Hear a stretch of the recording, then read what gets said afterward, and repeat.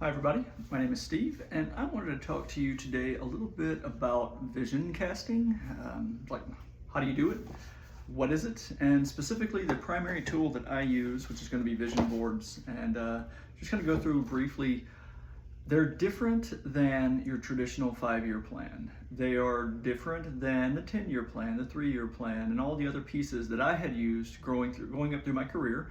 My career has spanned military, it has spanned nuclear, it has spanned oil and gas, biopharma, health and wellness, as you can imagine, mentoring, coaching, MBAs, all types of things, right?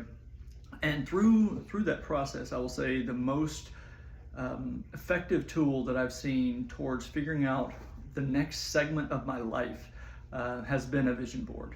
So what is it? So first off, a vision, usually people have the 5-year plan, and it'll have it's 2026, so in the next 5 years, between now and 2031, I'm going to be doing these types of things. I expect to go on a trip, I expect to have this much in my accounts, I expect to have these milestones met, I'm going to maybe run a marathon, I'm going to like bake a cake or whatever, right? You have all these different goals on there. And whenever we start moving towards them, you break those. This is how I was taught. You take the big goal, like marathon training, for instance. It's something that I used to do.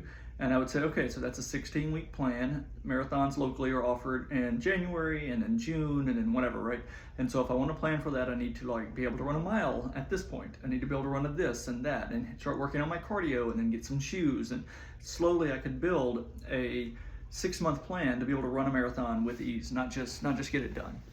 And so it's like it's a tool for backwards planning of stuff that's going to happen. And I used to think that was vision casting. I would write these 5-year plans that were super ambitious, and I would meet them to some degree, but it wasn't easy. But it was very nice. It wasn't an easy process. But very often I would look at my thing and be like, marathon training done, 16-week plan done, 1 18-mile run, weekly, Sunday, whatever, done, and you mark those off. And that worked well until I decided to drastically change my life. And when I did that, I realized I didn't know what a 5-year plan would look like if everything was up in the air, right? I'm leaving my corporate job. I'm leaving this traditional 9 to 5, and I'm stepping into a different space. How do you 5-year plan that, right? And so that's where a vision board came in. And so Pepper sat down with me, and she created one and I created one, and I started out with just a white piece of poster board similar to this. Actually, it was out of the same packages as this. And I grabbed a boatload of like GQ magazines, National Geographic, Better Homes and Gardens, some travel mags. I have a lot of learning and development and massage therapy magazines, as you can imagine.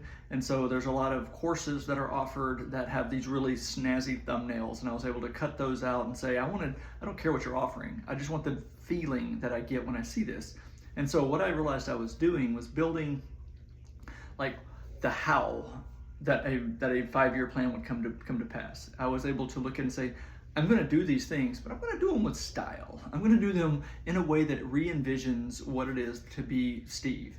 And so over the period, and I'll show you my old one, this was as wild as I could imagine. Imagine going from the traditional 9 to 5 corporate job, business suit, buttons up the front, polos everywhere you go, not knocking it, it's just totally antithetical to who I am today.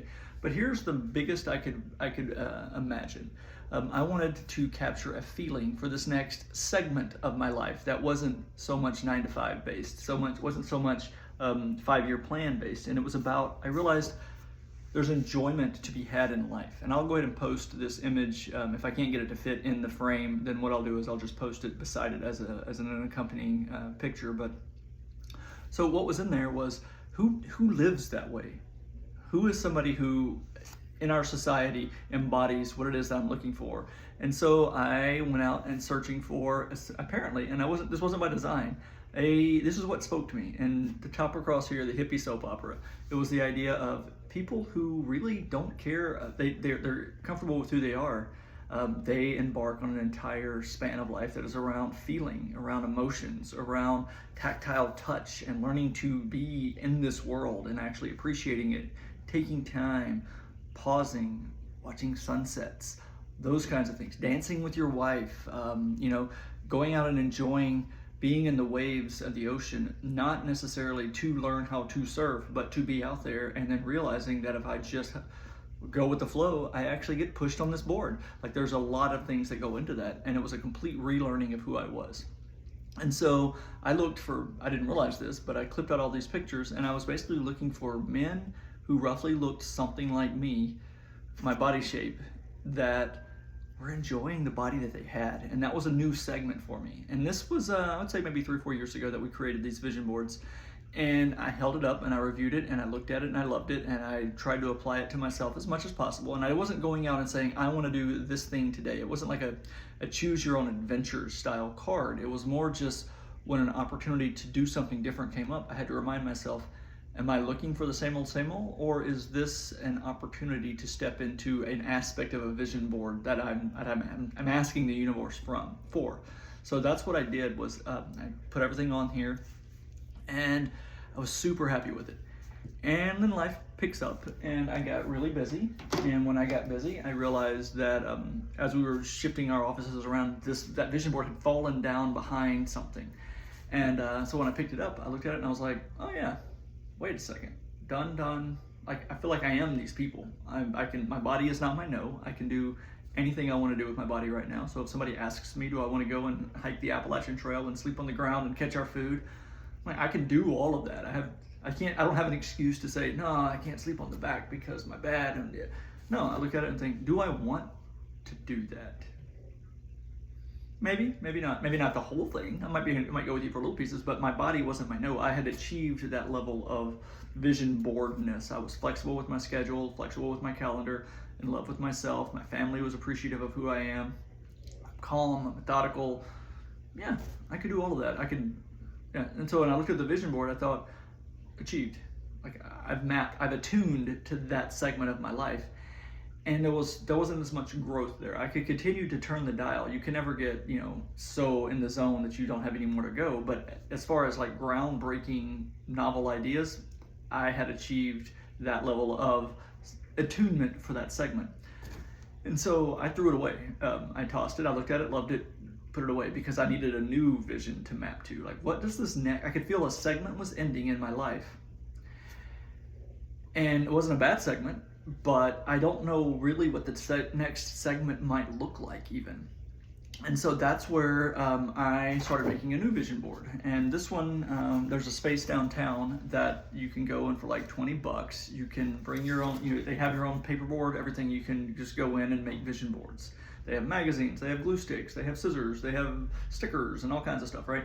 And I'm like, sold. Homeboy's gonna go there and make I'm gonna figure out what my next vision is. And so I started flipping through all their magazines, and I went to Pinterest and I collected up a boatload of stuff of people, men, women, families, people that looked and were doing things that seemed like they were in line with my goals. And I put them all into a Pinterest board, and I saved a bunch of photos on my phone.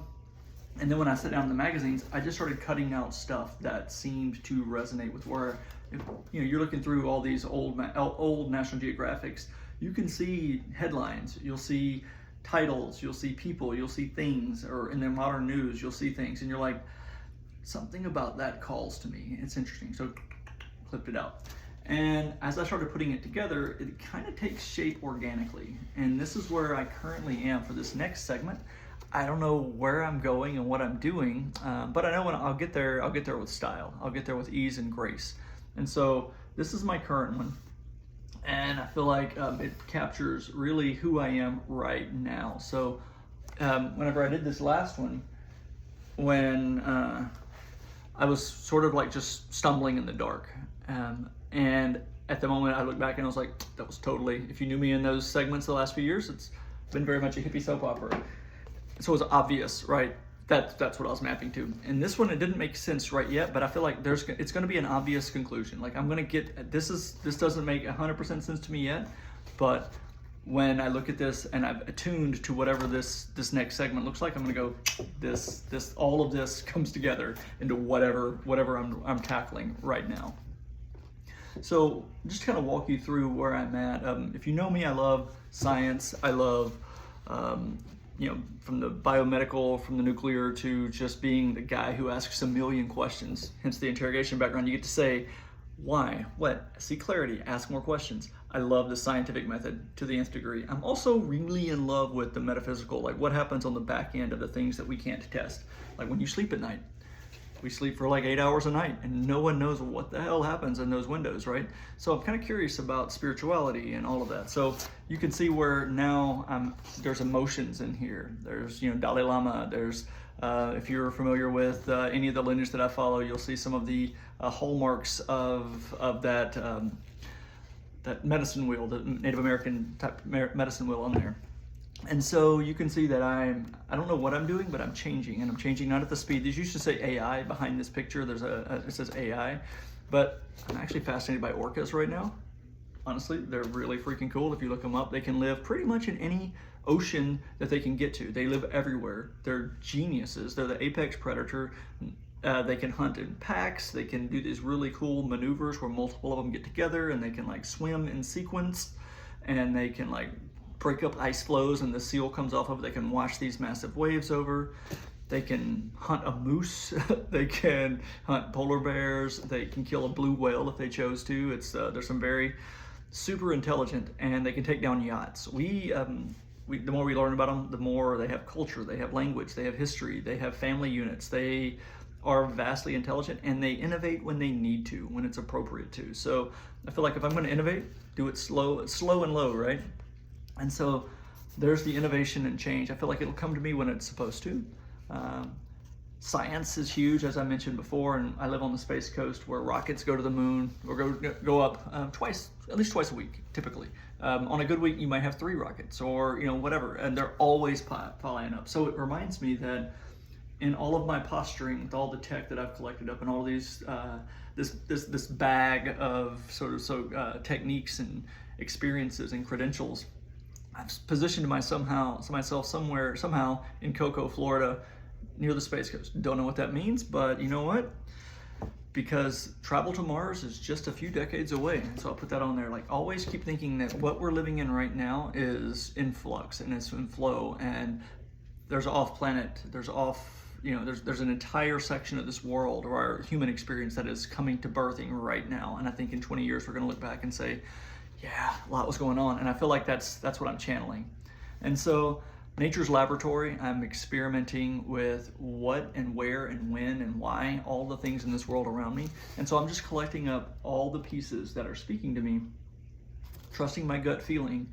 And at the end of the day, when I look back, it'll be an obvious conclusion, but I'm reminding myself, this is a love story. For this segment, I am loving myself, I'm loving my pace, I'm loving all the things about me that are taking me and my business and my family to that next level. And that might mean the world's next trillionaire, and that's great if that happens. I'm in line with it, but everything that's going to be contingent upon that isn't what I would typically have put on the trillionaire. I stole the concept from Elon Musk. I switched his picture out with me and just said the world's next trillionaire, and it'll look like somebody who is in love with self-care and all the things that are near and dear to myself. So this is my vision board, and the reason I love this is because it's giving me freedom. It gives me ease. When I get opportunities that come up, I have people who call me up every now and again, and they'll say, "Hey, Steve, I have an idea for you. Here's an option that you can use to grow your business. Why don't you think about it and bring this online?" And I'll think about it. And because I'm in business with my wife, I have to pause, and even if I love it, I need to take it to the other team member, right? And so. But there's times where I look at it and say, this is a great opportunity. And if I were to write that opportunity down and I put that on this vision board, I'm like, does this fit? Does this fit as the person that's emerging in this segment? Is this a good opportunity for me specifically? Sometimes it is, sometimes it's not. And if it's not, I can say with grace and gratitude and thank you so much for thinking of me and resonating with me. However, I know a guy that he or she might really appreciate this opportunity. Why don't I network you over to them? And I get to leave this white space on my board here. I specifically left a couple little white spaces here for me to put in art and then to let this evolve. Some of the evolution that happened is I've taken on several new coaching clients, and as I do that, I am putting on 1 million followers and a TED Talk, and I'm learning to get more comfortable sharing the knowledge that I have. And all of that is fitting into this new segment of my life. So another cool thing is about half the people that I seem to meet are all certified either divers or dive instructors. And I'm thinking, all right, diver, water, space, both guys are in a suit, not exactly the same, but also sort of, if you cross your eyes and turn your head, I can see how these aren't mutually exclusive experiences. So what I'm doing is while this guy is coming together, I just remind myself that I love this little phrase. It says, once there was a silly little duck who loved to swim, and he paddled and dabbled and splashed and dived all day long. And I think that's where vision boards help you, is to say, I'm doing things that are in alignment with my joy, with my passions, with my aspirations, and my 5-year plan is different from this. So my 5-year plan is what I feel like I might reach for, and I'm gonna expect to reach these milestones sometime in this line. And I will let them take shape. I'll let those accomplishments take shape, but here's the style that in which I'm gonna be doing that. I'm gonna be doing it at the pace of this and the aesthetic of this. And the way I keep this on me, as I've taken this off to work with clients, is I remind myself that this is a kind of like a talisman that I wear. It's really just, it's beach glass. At the end of the day, it's beach glass. I found it. I remind myself that Pepper and I were on the beach one day and we were looking for sea glass, and she had found this brilliant purple little thing. It was like glistening in the sun out in front of us. And so I was like, oh my gosh. So I ran over and picked it up, and of course it was plastic. It was just a piece of something that had washed up, a little square, and it was wet, so it was glossy and shiny, but it was plastic. And so I thought, that's silly, Steve. Beach glass is gonna be clear, it's gonna be green, it's going to be bluish sometimes. Mostly it's going to be brown. You know, the typical brown, the white, the green are the most common ones that you see. They're everywhere. I've never seen purple. And so we were kind of laughing about, you know, getting our hopes up about seeing something that really and truly the odds are like out there. And then in that moment, there was something glistening in the waves just right in front of us, and looked like a Jolly Rancher. And it was this orange piece that was actually wet and it washed up. And I thought, okay, perfect timing, universe, reminding me that it can actually look like anything. Beach glass is just something that was glass that washed into the ocean. So when there's a hurricane in the Bahamas, and you know, Hurricane Dorian just ground that island sadly into bits while it was sitting there for a couple of days, stained glass windows, bottles of cans, jars, windows, cars, all washed into the ocean. And it tumbles around, and it washes itself back up. So anything that we make in this world can end up in the ocean, and that can literally end up on my beach. So it can look like anything, but for some reason in my brain, I only looked for those 3 colors. So what I remind myself is whenever I get an inclination towards something, and I say, here's my 5-year plan. My 5-year plan is to do a thing. I write that on there and go, and it can look like anything when it comes into, you know, the path to get there can look drastically different than anything I can imagine. So I just have to remind myself to like, all right, so pause. And on the other side of this, I have a piece of green beach glass, because this is my favorite color. I think it's beautiful. And so I remind myself that I have preferences, and whenever this thing comes into fruition, it can look like anything at all.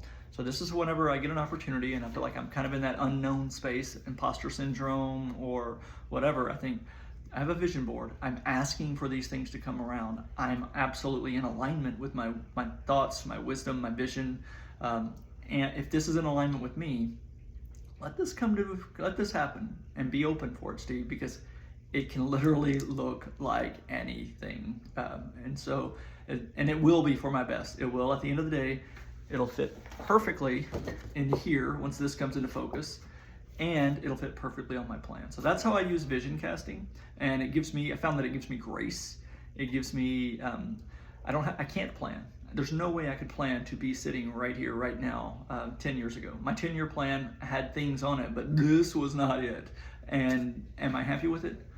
Exceedingly happy, exceedingly happy. So that's what I want for everybody, is to be able to find a thing that you can wear, something that you can imagine, and it just keeps you in alignment with your goals, your visions, and keeps your analysis brain out of the game. You can just pause, breathe.